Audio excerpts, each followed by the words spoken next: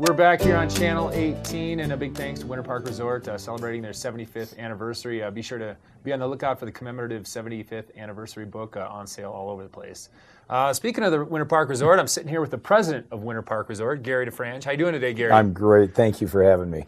So, Gary, I've been in town 12 years now, and you've been running the show for at least 12 years. How long have you been at Winter Park? Well, this is my 18th season. 18th season running the show. Yep. So you've been doing this a while. I've been here a while, and before that, I was involved with the NSCD. Okay. I was a volunteer instructor in the blind program. I was chairman of the board of the NSCD. So that goes back 35 years. So NSCD was more of a volunteer role. NSCD was purely a volunteer role. What were you doing at the time? I was president of a bank in Denver, the First Interstate Bank of Denver. And I was involved in a lot of community activities. But I was mostly on boards and I was on committees, and I wanted to do something that was hands-on. Found out about the program up here, and it was fairly new at that time. The NSCD, and it's celebrating its 45th year? 45th anniversary. Okay, so it's a big anniversary year for the they NSCD. they were about 10 years old when I learned about them, and I had just started skiing. I'd only Not to skied cut you a off, couple but years. NSCD is the National Sports Center for the Disabled, for Exactly. those who aren't familiar with the acronym. It is the largest therapeutic recreation program in the world. It's unbelievable. International, right. It handles every disability, every age. It does everything from recreational skiing to full-blown racing, and in fact, training people for the Paralympics. And so Winter Park, have you been skiing Winter Park prior to this volunteer? Well, I had only been skiing 2 years before that, but yes, I had been skiing Winter Park. Okay. And that's how I found out about the program.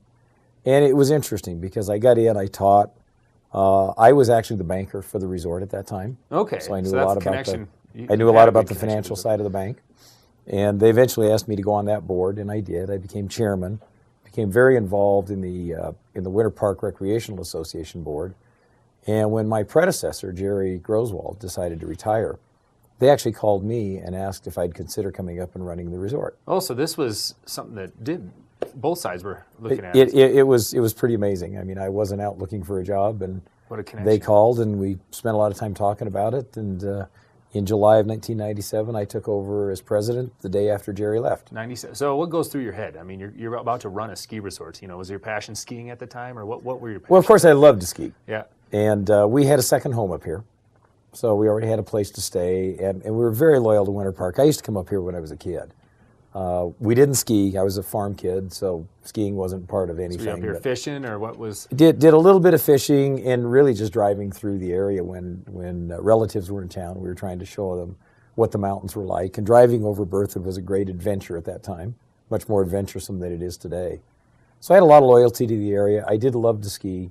I liked the whole family concept of the Winter Park Resort and the relationship with the city of Denver, their commitment to the National Sports Center for the Disabled.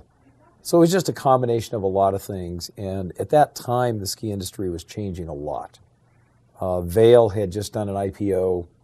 IntraWest had bought Copper Mountain. And this is before IntraWest ran Winter Park. This was well before that. Managed by Yeah, it was still managed by the Winter Park Recreational Association. American Ski had bought Steamboat. So there was a lot going on that involved someone who really understood the financial side of things, capital markets. And it was a very attractive job offer for me, and I was able to do something I was passionate about and use my skills. So did you get first chair on first day of first season as I president? did not. Okay, I wasn't sure if you were No, out there. What it's got to be like to stand but on But I got the first look at the balance sheet that day. Yeah, right.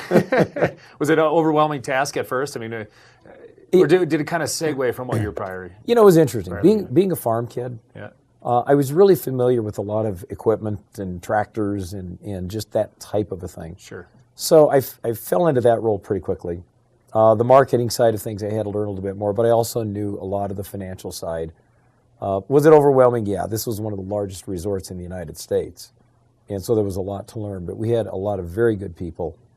Everybody was really helpful, and I got into it pretty quickly. Got you going. How many ski days did you get that first season? A lot less than I did when I was a banker not running the resort. I believe that. Well, we're going to take a quick break, come back and talk a little more about some of the things going on at the resort Terrific. these days. Thank you. With that, we'll take a quick break.